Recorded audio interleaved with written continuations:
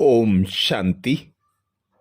मातेश्वरी जगदम्बा नारी आध्यात्मिक क्रांति की अग्रदूत। वैसे तो भारत के आध्यात्मिक जगत में नारियों का स्थान लगभग शून्य है और पुरुष प्रधान आध्यात्मिक जगत में तो नारी को माया का पर्याय माना जाता है। समाज में नारियों को सामान्य सामाजिक अधिकारों से वंचित रखते हुए घर आंगन की चार दीवारी में पर्दे के अंदर सीमित रखते हुए अबला बना दिया गया है। पिता श्री ब्रह्मा के मार्गदर्शन में मातेश्वरी जगदम्बा ने जब आध्यात्म के पथक को चुना तो उस समय यह बहुत ही साहसिक निर्णय था। मातेश्वरी जगदम्बा जी ने नारी जागरण की आध्यात्मिक क्रांतिदूत बनकर नारियों के लिए जीवन मुक्ति का मार्ग प्रशस्त कर दिया। सदियों से नारियों के मानसिक बंधनों की बेड़ियों को तोड़कर एक प्रकार से पुरुष प्रधान समाज की व्यवस्था को सीधे चुनौती दे दी। हंगामा तो होना ही था। रूढ़िवादी लोगों ने मातेश्वरी जी के मनोबल को तोड़ने के लिए ओम मंडली संस्था के विरुद्ध धरना प्रदर्शन, हिंसात्मक विरोध से लेकर न्यायालय तक भारी विरोध किया। इन विरोधों के बीच मातेश्वरी जी परमात्म शक्ति के निश्चय और बल से अचल अटल रहीं। मातेश्वरी जी ने दृढ़ निश्चय और विवेकपूर्ण ज्ञान के अस्त्र शस्त्र से विरोधियों पर विजय प्राप्त किया। सोना के तपने के बाद उसकी शुद्धता प्रमाणित होती है। रूढ़िवादी समाज के विरोध से मातेश्वरी जी की आध्यात्मिक चेतना और अधिक प्रखर होती गई और अपने तप, त्याग और तपस्या के बल से समस्त नारी जगत के लिए प्रेरणा का स्रोत बन गई। मातेश्वरी जी के जीवन से प्रेरणा लेते हुए हजारों नारियां सृष्टि परिवर्तन के पथ पर चल पड़ी और श्वेत वस्त्रधारियों का यह कारवां निरंतर वृद्धि को पाते हुए अपनी मंजिल की ओर गतिमान है। वर्तमान समय में लाखों ब्रह्मा कुमारी बहनें मूल्यनिष्ठ समाज की पुनर्स्थापना के लिए निरंतर सक्रियता पूर्वक समाज को एक नई दिशा दे रही हैं। आध्यात्मिक क्षेत्र में नारियों को जो सम्मान प्राप्त हो रहा है वह मातेश्वरी जगदम्बा जी के अज्ञानता के विरुद्ध आध्यात्मिक चेतना के उत्कर्ष का फल है।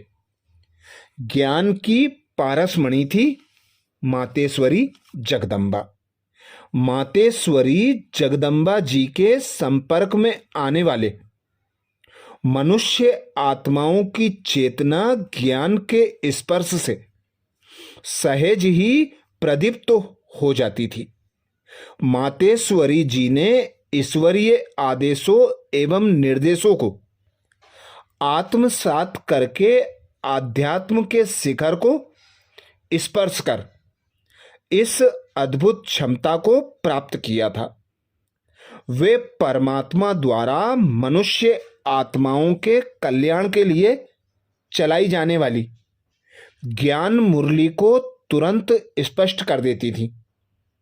ब्रह्मा कुमारी संस्था की स्थापना के प्रारंभिक दिनों में समाज के रूढ़िवादी लोगों द्वारा ईश्वरीय ज्ञान का भारी विरोध किया गया। यह ईश्वरीय ज्ञान एक नए आदि सनातन धर्म की पुनर्स्थापना के लिए था। आदि सनातन देवीय धर्म की पुनर्स्थापना का मूल आधार पवित्रता है, जो इस कलयुगी दुनिया की परंपरा से बिल्कुल ही अलग है। परमात्मा द्वारा पिता श्री ब्रह्मा के माध्यम से दिया जा रहा ईश्वरीय ज्ञान एक आध्यात्मिक क्रांति थी। नई सतयुगी दुनिया के लिए तमो प्रधान बुद्धिवादी समाज द्वारा इस नए ज्ञान को स्वीकार करना अत्यंत असहज था। परंपरावादियों के द्वारा संस्था के ऊपर कोर्ट में मुकदमा भी किया गया। मातेश्वरी जगदम्बा जी ने कोर्ट में अपने ज्ञान युक्त तर्कों को आध्यात्मिक शक्ति से रखकर जज को चमत्कृत कर दिया, जिससे संस्था के पक्ष में फैसला आया। मातेश्वरी जी अध्यात्म के पथ पर पहले स्वयं चल अन्य सभी के लिए उदाहरण मूर्त बनकर मार्ग प्रदर्शन कर रही थी।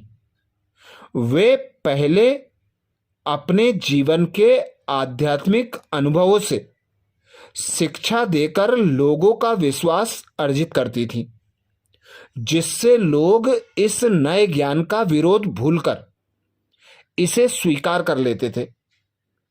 ब्रह्मा कुमारी संस्था की वैश्विक स्तर पर जो पहचान बनी है, उसकी नींव मातेश्वरी जगदम्बा ने अपने त्याग, तपस्या और सेवा से तैयार की थी।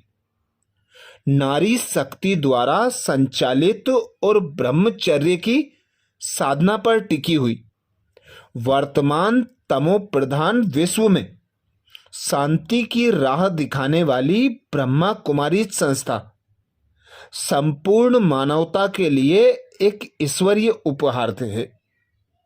यहाँ के साप्ताहिक कोर्स में ईश्वरीय ज्ञान के गुह्य रहस्यों का सहज ढंग से इस प्रकार प्रस्तुतिकरण है कि मन में उठने वाले प्रश्नों का समाधान स्वतः हो जाता है। मातेश्वरी जगदम्बा सरस्वती जी ने जब स्थापना के पहले पहले समय में ओम मंडली के सत्संग में प्रवेश किया था, तब ना तो वे सरस्वती नाम से ज्ञात थीं, ना ही उन्हें कोई जगदम्बा शब्द से सम्मानित करता था। कुछ ही दिनों में अपने विशेष पुरुषार्थ, अपनी उच्च धारणा और महान प्रतिभा के कारण वे ओम राधे के नाम से प्रसिद्ध हुई। वे जब ओम की ध्वनि किया करती और सितार पर तन्मय होकर दिव्य गीत गाती, तो सुनने वालों के हृदय के तार भी उसी स्वर के लहरी से एक तान होकर झंकारित हो उठते थे। वे देह बुद्धि से ऊपर उठकर हंस और मुक्त पंछी के समान रूहानियत के आकाश में उड़ान भरने और विचरण करने लगते थे।